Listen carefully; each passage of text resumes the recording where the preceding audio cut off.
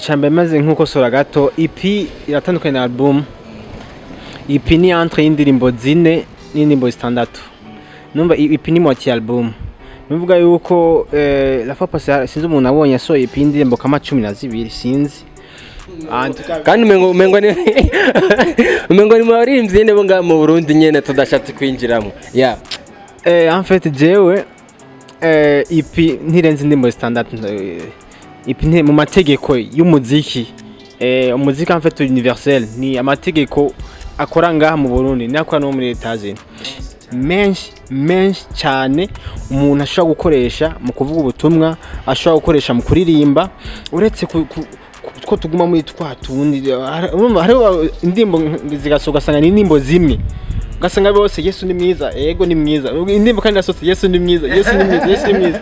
Ugasanga muri societe hariho aba jeune bishwe n'urumogi, hariho indirimbo ukora ijanye n'ivyo, ugasanga hariho abantu bafise ibibazo bitandukanye bya depression, usanga abantu babanye nabi n'imiryango, ugasanga hari indirimbo ukora uwo muntu ari mu bibazo bitandukanye nawe ikamuduza. Urumva uraza hari abantu usanga muri wabo batadizwitera, ivyo urabizi utadizwitera aha ni wawe cyusubira inyuma.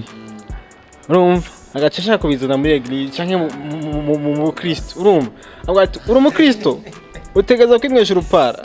Urumva wontu mu Kristo. Urumva chanette Kristo amara chanette ukamenga ukavuga ati none ibi bintu ba Kristo bakuravuga hayirima barabizi koko nivyo ugasanga babihaye indi siguro y'imigenzo n'iki mugabo Yesu igihe yaje ivyo nivyo yaje gukura.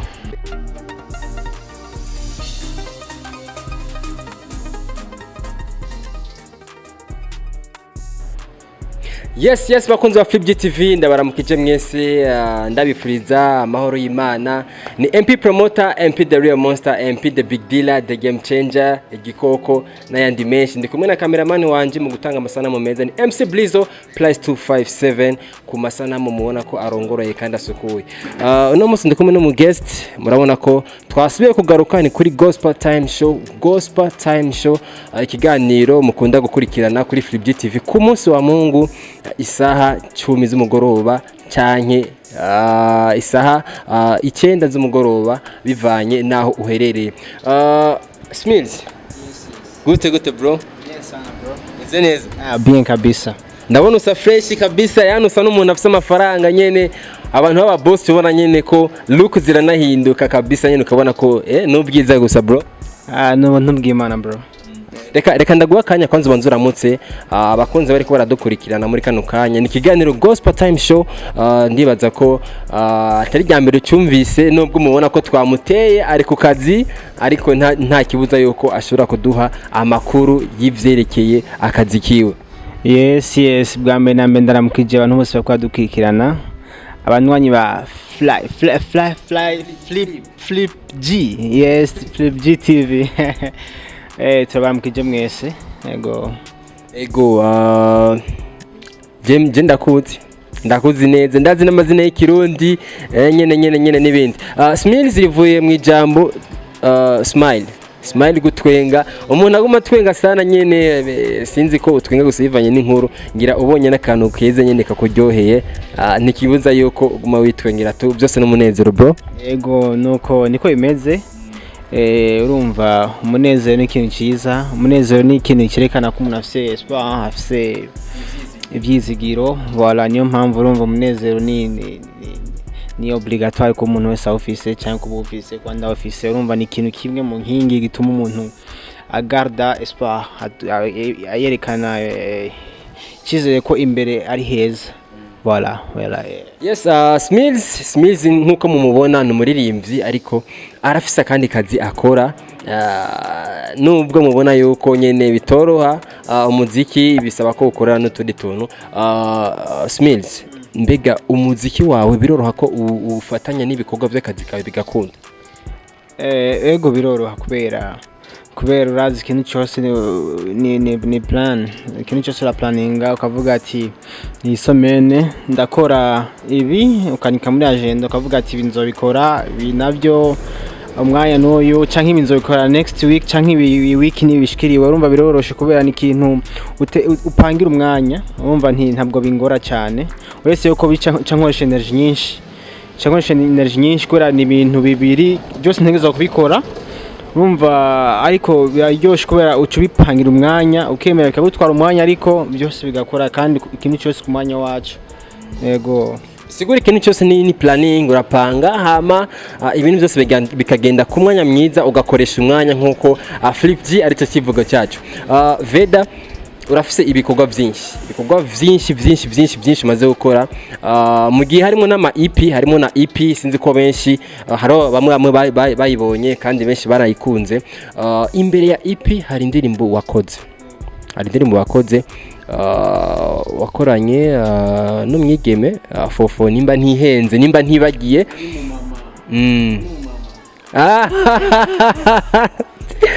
ego igihe muheruka gukorana yari umwigeme ariko no munsi murumva ko yubatse ijya ndirimbo byagenze gute inspiration yavuye hehe mbega ku bantu batayizi iyo bayitwa gute nabayibagiye abonere akaryo ko kuyibibutsa. Ijya ni indirimbo yitwa Good Life cyambere indirimbo yitwa Good Life twakoranye n'umuririmbyikazi yitwa Fofo.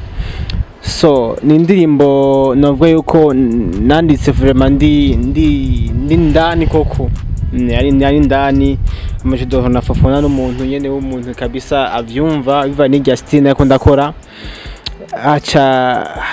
vraiment agira ibintu neza navuga ko ijya ndirimbo indirimbo ya mbere yagize na feedback nyinshi ahantu hose naca n'ukuri yarashitse kure kandi ashima Imana. Hanyuma gukora na Fofo byarangyoheye cyane kandi urumva n'ubu ndifuza ko twakwiyongera ikindi kubera n'ikintu cyangyoheye cyane urumva yari experience nziza ni experience nagize kandi byatumye n'izindi zaje mu nyuma ziba hejuru kubera biva n'ingene yari yaciye inzira yego. Sigura ko igikorwa uko gikora uko kirushiriza kuba cyiza niko kirushiriza kwagura akarere kandi kigashika kure. Veda ni izina ryawe ariko benshi ntibakunda kugibuka na Jesse kenshi sinkunda kugibuka kenshi sanga nahamagaye Smiles benshi barakunda kuvuga ko amajwi y'abigeme usanga ari amajwi meza kandi Veda barakunda kuvuga ati ngo Smiles ngo kenshi ngo ama refrain yiwe ngo akunda gufatwa n'abigeme cyane cyane bafise impano mbega turetse gutambukira ku bindi mbega amajwi y'abigeme mu ma refrain mbega urabona ko iyo batandukanye n'amajwi y'abahungu cyane kenshi biravana message bivana style kenshi je style nkora cha message mwene gutanga mba numva ko nkenega ya kakajwi za nyoni ziririmba none nk'ubu je no kwa kubera iki mu gitondo nyoni ziririmba kubera atari bisiga umba ni ikintu cyose kiba gifite impamvu Imana yafise impamvu mu gitondo yagize twambara imbari bacha turyohera amatwi hanyuma ikintu cyose umwanya wacu kwa musajeri n'amastyle menshi nkora kenshi mba nkeneye amajwi y'abakobwa kandi usanga byinjira namwo kandi bigenda neza bararumva rero kuvuga ibyo abantu bavuga ibyo ntibibesha mugabo hariyo nka ndadekeshwa mperuka gukorana na Jack Mills nawe nyene uretse ko afise akajwi karongorotse nariko yari n'umuhungu ariko n'umuhungu mugabo urumva ikintu cyose vana umwanya kandi bivana na target ubufise ndibaza yaha ibindi byose ni bon nta kibazo yego. Yes, bakunzi wa Flip TV ni kiganiro Gospel Time Show muri ko murakurikirana muri kano kanya ni jewe MP promoter hamwe na Smiles nkuko musanzwe mumubona akwisami kumboneshakure yacu ya Flip G. Urakora indirimbo ndadekeshwa nubwo utayikoze yonyene ariko iza ari indirimbo ihagarariye EP. Yes. Izani indirimbo ihagarariye EP nimba nihenze zani indirimbo mengo zitanu nimba tari ni indirimbo zitanu ambega kubera ko nzi ko benshi bakunda kugira EP ugasanga irimo indirimbo zirenga 200 ariko wowe ushima kugira EP indirimbo zitanu gusa zitarenga mbega iyo inspiration yako kantu yavuye cyangwa icyo cyiyumviro ko tudasanzwe tukibona ku bantu benshi mbega wowe cyaje gute? cyambere maze nkuko sora gato EP iratandukanye na album. EP ni entre y'indirimbo zine n'indirimbo zitandatu. Numva EP ni moitié album. Numvuga yuko la fois passée sinzi umuntu abonye yasohoye EP y'indirimbo kama 12 sinzi. Kandi umengo ni mwaririmbyi nyene bo nga mu Burundi nyene tudashatse kwinjiramo. Yeah. En fait jewe EP ntirenze indirimbo zitandatu. EP mu mategeko y'umuziki. Umuziki en fait universel ni amategeko akora ngaha mu Burundi nakora no muri Etaje. EP ntirenze indirimbo zitandatu uretse iyo ugombye kongera bonus indirimbo imwe. Urumva rero je nakoze indirimbo zitanu, umva EP yari ikwiye. Hanyuma ndashima Imana ngene byagenze neza cyane. Kandi n'inyuma hari byinshi byiza uretse yuko bidusaba umwanya munini n'inguvu nyinshi. Ariko inyuma ni heza cyane, imbere ni heza cyane of course, imbere ni heza cyane. Ego. Nakari mukavuga ngo wangize umwana wawe nachutamayi wawe ayondunesha nje ndumurapere bro kari numvise umengo bagomba gushyiramo akantu k'akare ndadekeshwa nawe ndadekeshwa nawe do aga freestyle Okay, muri we niho naronkeye inkomezi, muri we niho naronkeye imbabazi, uwo niwe yemeye kwitsinga nk'ikimazi, amaraso yiwe niwe yampereye ikiguzi. Veda benshi bakunze kuvuga ko bakunze kuronka inspiration ku baririmbyi bo hanze, ku baririmbyi bakure. Mbega uno munsi Smiles inspiration yawe ikunda kuva he? Inspiration yawe mbega nabaririmbye bo hanze urabira ko cyanke inspiration yawe ni wewe nyene? Musanze umuntu wese afite igicapo, sivyo? Umuntu wese afite igicapo, afite abaririmbye akurikirana haba ngaha haba hanze y'igihugu. Ariko jewe mba nkeneye kuba version yaje original yajewe mu byo nkora byose. Mba nkeneye bien sûr ashobora kurabira ko umuntu byakunze, umuntu yabikora uku ibyakunze uku canke ivyo ni ibintu bisanzwe kandi umuntu ateza gukora. Mugabo je mba nkeneye ko mbwira mbajewe mbameye wajewe kandi urumva nta utarinze kugira guca ku ruhande niki nibwo yuko sino baririmbye ndabira ko abanyispirali benshi hariho bari Claire, hariho ba Franklin, hariho ba mu Burundi barahari Apollinaire, uretse yuko nate abavye twubaha cyane kandi batumye imfura muri gospel ngaha ba Dudu of course bazowe urazi ko amazi imyaka plus de 20 mu muziki azowe abandi ni benshi abantu bose bakora bien vraiment. Je ndabakurikirana, je ndi umuntu wa mbere akurikirana indirimbo yose mu Burundi isotse ngaha bandayifise nayumvirije.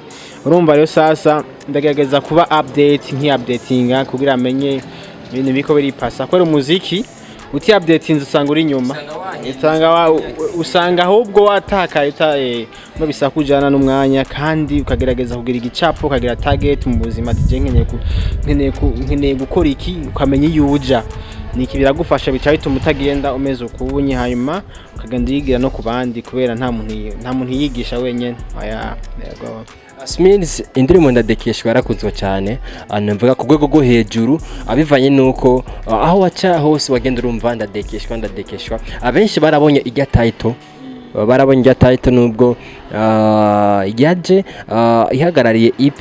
Benshi bumva ijya ndirimbo bibaza ko ari sekila, kuwabona title yibaza ko ari sekila. Akumbure benshi baravuga ati Smiles mbega byo bimeze gute ko yatanguye akora gospel, akora yene indirimbo z'inkuru nziza, mbega byo byagenze gute, bahinduye message canke byo byagenze gute? Benshi barakunze kugira title zijanye canke zihuye cyane n'ibintu abantu badashira kwikomplika canke urazi nyene ingene ibintu bimeze mu buzima. Ariko umuntu ashobora kubona akakantu canke kajya akaca yihereza ikindi gicapo. Mbega n'abantu bakubajije yuko woba wahinduye message uri kuratanga? Benshi cyane, benshi barambagije mugabo je ndabitahura.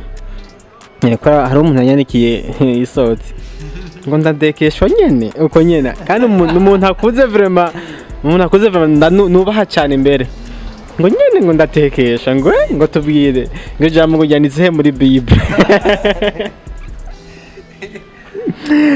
En fait abarundi turafise ukuntu dutinya ikintu gishasha. Abarundi turatinya kudekuvra, urumva ni kuvuga yuko turindira turako umuntu akora ikintu ca mbere kigapasa abandi bagacakurikira, n'abandi bariko baraguponda, abandi bagira iki cyo ngo ngakombe birakunda, ngakombe ngo birashoboka. Nuvuga yuko twarafashe ukuntu situye nk'abantu babakizwa, twafashe ukuntu ibintu menga byose twarabihaye definition ngo bitegezwa guko urumva yani bose nuvuga udaciye nimba jewe ngiye muri ville, nimba mvuye mu Gihosha, nimba ntamanukanye ntaciye annonciative, urumva ntabwo ati jewe nca mu Nyakabiga akarorero. Hariho abantu yumva ko kugira cyo muri ville ashike muri ville ateza gucana annonciative kandi hari yindi nzira yo mushikana muri ville. Nuvuga yuko ibintu nkatwebwe nk'ibintu ahantu barabihaye, umva barabihaye izini siguro bazibiha indi definition nkuko umenga utegereza kubikora uko cyose. Ndiko ndagerageza kugira iki kugupinga canke ko ya nuko niko ndababwira yuko hariho ama way menshi cyane umuntu ashobora gukoresha mu kuvuga ubutumwa, ashobora gukoresha mu kuririmba, uretse ko tuguma muri twatundi. Hariho indimbo zigasogasanga ni indimbo zimwe ugasanga bose Yesu ni mwiza, yego ni mwiza, indimbo kandi asotse Yesu ni mwiza, Yesu ni mwiza. Ugasanga muri societe hariho abajene bishwe n'urumogi, hariho indimbo okora ijanye n'ivyo. Ugasanga hariho abantu bafite ibibazo bitandukanye bya depression, usanga abantu babanye nabi n'imiryango, ugasanga hari indirimbo okora uwo muntu ari mu bibazo bitandukanye nawe ikamuduza, urumva.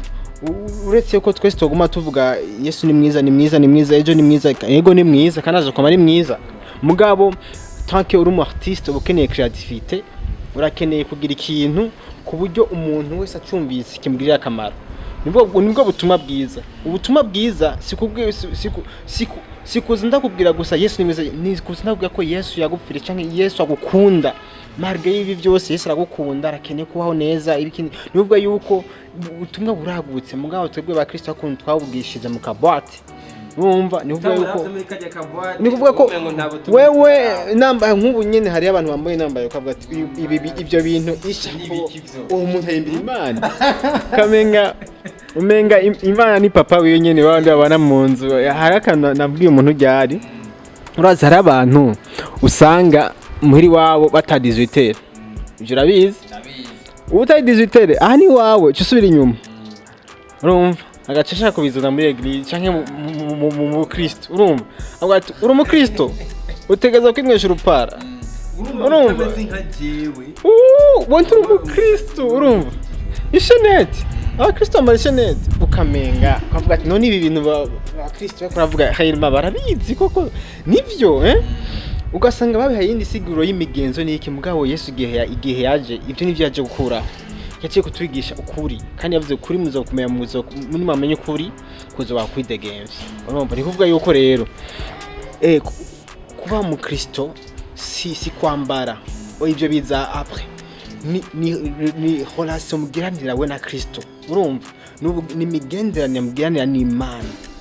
Bivuga kuba umukristo canke kuba umukristo canke kwemera Imana ni kwemera kugira mu nzira ziwe, urumva. No musiki babaje abantu benshi baje muri eglise bagasohoka akanambara canke kuko abimusabye, mubwo senga muri we indani muri we afisi bibi bayikubwiye wo kwiruka kandi ugasanga yambara uko akunda mubwira agira byani byose, mugabo si ibindi ibintu by'impuzu, ibintu by'ikibiza après. Nduvuga ko umukristo ni relation ugirana we n'Imana, imigenderanire akwine muvugana, ingene mubanye, ingene ibinyuka bireka ibinyuka Imana ibyikubwiye ukavyumvira, kujya ugasoma Bibiliya ukagira iki. Nduvuga ko ni hariho relation ibiri privé nindi y'abantu bagaragara babona, mugabo uretse yuko kwa kundi twabihaye mu gapake ukavuga ati wewe wambaye deshire wowe ukijijwe ari ibintu tukwiye kurengera nk'abakristo of course kandi hari Bibiliya hari ibintu bisaba ko tugendera kwitwara neza kutagendera nabizi Bibiliya dusaba voilà ariko rero nk'ibintu by'iki tuze tureka kuza kujija niki harana bavuga ngo wowe kurivugira je sindiko ndivugira kamwe gusa ni naga point nyene nshatse kupartage n'abantu comme ça yes akora bazogatahura Smiles uramaze gukora ibikorwa byinshi kandi n'ubu uracakora mbega inyuma ya EP nizihe planning office tukwitege kuki tukwitege mu bikorwa ivyahe mbega tukwitege ryari yes ari umuntu ambadije ngo niwe kuva waririmbiye ngo maze kungiza ngahe urumva hari ibibazo usanga bisa kwishirana namwe muyera musanzwe twe muziki ni passion sivyo cyo cyambere kandi ni gikorwa twadukeneye ko iyi message dufise tuzoyigumizamwo imenya abandi tukayipartage bivuga yuko rero ama plan d'afse menshi uretse ubunye tuko turategura ubunye urana ko tumeze nk'abahoze gato tuko turategura ibindi bikorwa novuga tuko dushamwe izindi nguvu dukora ibindi bikorwa novuga biza yego ibyo twakoze ni byiza kandi byari mwinguvu navyo muga turakeneye ko tuva kuri niveau ya mbere tukaja ku ya kabiri twakeneye ko tuja muri professionnalisme urumva ni kuvuga yuko gituma tuko turafata umwanya tuko turi umwanya ndizera ko muzoyimenya hari ibikorwa byinshi ariko byo bikorwa of course byasaba amasengesho menshi byasaba inguvu nyinshi cyane no kwisondesha byatari kwisondesha cyane inguvu nyinshi kubera birasaba ngo kwa turifuza no kuzoca tuja muri ndabivuge gabashe kandi abintu turi adufise en fait kwa dufise passion kandi muziki uri muri twe vraiment mutembera muri twe nta kuntu nturi ikintu kikurimwo ntushaka kwirukana naco urumva ntugisiga wirutse muragendana murumva umuziki turawukunda numva nubwo dukora ibindi umuziki ntitwawuretse navuga ko tuko twategura rero ama projet nko kwambajije ibyo tuko twategura hari ama projet manini kandi muzoyabona urumva donc twibuza muri make nivyo Smiles reka ndagushimire kuri kano kanya mwaduhaye vraiment tumefurahi sana mnapartage neno ya Mungu vraiment tunafurahi vraiment Veda Smiles reka ndagushimire nongere shimira n'abari ko baradukurikirana kumbure urashobogira akajambo ubwiye bano bantu muko bifuriza wa Mungu mwiza muko bifuriza ibihe byiza sinzi yes bakunzi ba Flip GTV cyane mugire subscribe kuri channel hanyuma turabakunda cyane mane mudukwikirana kuma page ya Instagram ni Smiles Facebook ni Veda Smiles ntuzenya mu YouTube ni Smiles 257 nawe ni Smiles ashaka kuntora hama EP iri kuma platform yose iTunes Denza hariho kuri Spotify ama platform yose ziriko bivuga yuko mubandanye mudu streaminga ndabashimira cyane mudu supportinga nukuri ni ibintu biteye ubwoba kandi byo kubahwa cyane turabubashe hama namwe mwakoze kuza nubwo abantu bagumye yumva ngo ampamagaye ngo Veda hari impamvu hari impamvu ni fresh iyo mpamvu reka tuyibike nyene bakabanga yaje nawe ego abakunzi ba Flip GTV nanje ndabashimiye yari MP promoter kuri mic behind camera muramuzi ni wawundi ni MC Blizo +257 ku masanamu meza ndetse arongoroye abereye ijisho mugira subscribe kuri YouTube ya Flip GTV tutibagiye Facebook Instagram Twitter n'ahandi henshi murashaka kudusangaho mwanditse Flip GTV ciao